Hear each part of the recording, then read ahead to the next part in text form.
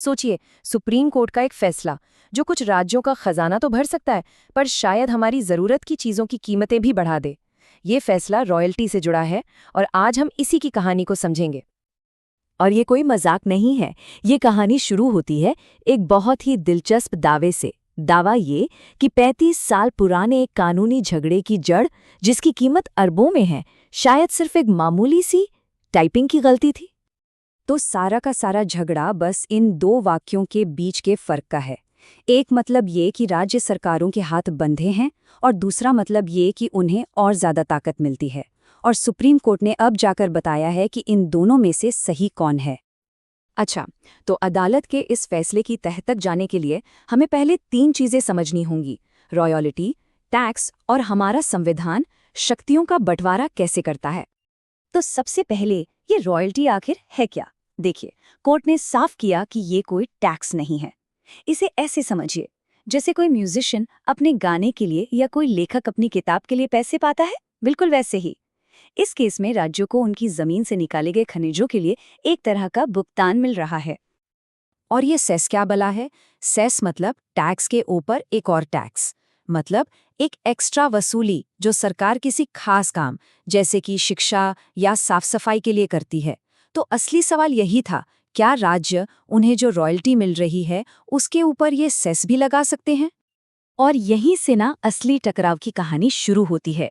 जैसा कि इस टेबल में दिख रहा है, हमारा संविधान केंद्र सरकार को तो खदानों और मिनरल डेवलपमेंट को रेगुलेट करने की ताकत देता है, लेकिन वही संविधान राज्य सरकारों को जमीन और मिनरल राइट्स पर टैक्स लगाने का हक भी दे देता है। अब सोचिए, एक ही चीज पर दो अलग अलग शक्तियों का दावा, बस यहीं से सारा झगड़ा खड़ा हो गया। तो ये जो झगड़ा था, ये कोई 1-2 दिन में खत्म नहीं हुआ। नहीं, इसे सुलझने में पूरे 35 साल लग गए और सुप्रीम कोर्ट की कई अलग अलग बेंचों को इस पर सुनवाई करनी पड़ी। तब जाकर यह ऐतिहासिक फैसला आया। इस पूरी कानूनी लड़ाई के ना 3 बड़े मोड़ थे। सबसे पहले 1989 में एक बड़ी बेंच ने फैसला दिया कि रॉयल्टी एक टैक्स है। इससे राज्यों की टैक्स लगाने की पावर लगभग छिन गई। फिर आया साल 2004, जब एक छोटी बेंच ने ये कहकर सबको चौंका दिया कि शायद 1989 का फैसला एक टाइपिंग एरर था।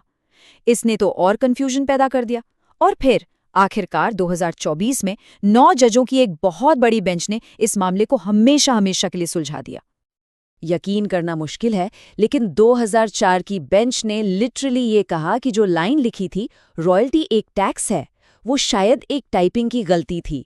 उनका मानना था कि असली मतलब ये होना चाहिए था कि रॉयल्टी पर लगाया गया सेस एक टैक्स है। सोचिए, एक छोटी सी टाइपिंग मिस्टेक और दांव पर लगे थे अरबों रुपए।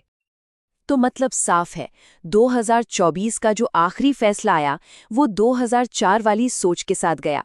इसने राज्य सरकारों को हरी झंडी दे दी है। अब वो मिनरल रॉयल्टी के ऊपर अपने टैक्स, जैसे कि सेस, लगा सकती हैं। ठीक है, तो अदालत ने तो अपना फैसला सुना दिया, लेकिन अब आगे क्या? इस फैसले का असल दुनिया में क्या मतलब है? इसका हम सब पर क्या असर पड़ने वाला है? चलिए, इसके नतीजों पर एक नज़र डालते हैं, क्योंकि ये काफ़ी अहम है। देखिए, इसके असर कई लेवल पर हैं। सबसे पहले राज्यों के लिए तो ये एक बहुत बड़ी फाइनेंशियल जीत है, उनका खजाना भरेगा। लेकिन दूसरी तरफ माइनिंग कंपनियों के लिए लागतें बढ़ जाएंगी। अब इसका असर पूरी इकोनॉमी पर भी पड़ सकता है। कच्चे माल जैसे लोहा, कोयला के दाम बढ़ सकते हैं, जिससे महंगाई का खतरा है। और ग्लोबली देखें तो भारत के मिनरल एक्सपोर्ट्स महंगे हो सकते हैं, जिससे वो कम आकर्षक लगेंगे। और हाँ, एक और बात, अगर अलग अलग राज्य अलग अलग टैक्स रेट लगाएंगे तो कीमतों में वैसा ही फर्क देखने को मिलेगा जैसा हम पेट्रोल की कीमतों में देखते हैं। लेकिन ये पूरा मामला सिर्फ पैसे या इकोनॉमी का नहीं है। इसके केंद्र में हमारे संविधान का एक बहुत ही बुनियादी सिद्धांत है, फेडरलिज्म, यानी संघवाद। मतलब केंद्र और राज्यों के बीच शक्तियों का संतुलन। जो लोग इस फैसले का समर्थन कर रहे हैं, उनका कहना है कि ये भारत के फेडरल स्ट्रक्चर को मजबूत करता है। कैसे?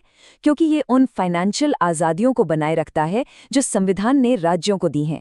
अब राज्य अपने विकास के लिए अपनी ज़रूरत के हिसाब से पैसा जुटा सकते हैं। और यहीं पर आकर हम एक बड़े सवाल पर रुक जाते हैं। क्या ये फैसला राज्यों के अधिकारों की जीत है या फिर देश की इकोनॉमी के लिए एक नई चुनौती? अदालत ने राज्यों को तो ताकत दे दी है, लेकिन इसका आर्थिक असर कैसा होगा, ये तो आने वाला वक्त ही बताएगा। ये फेडरल आज़ादी और आर्थिक एकरूपता के बीच का एक क्लासिक संतुलन है जिस पर सबकी नजरें बनी रहेंगी।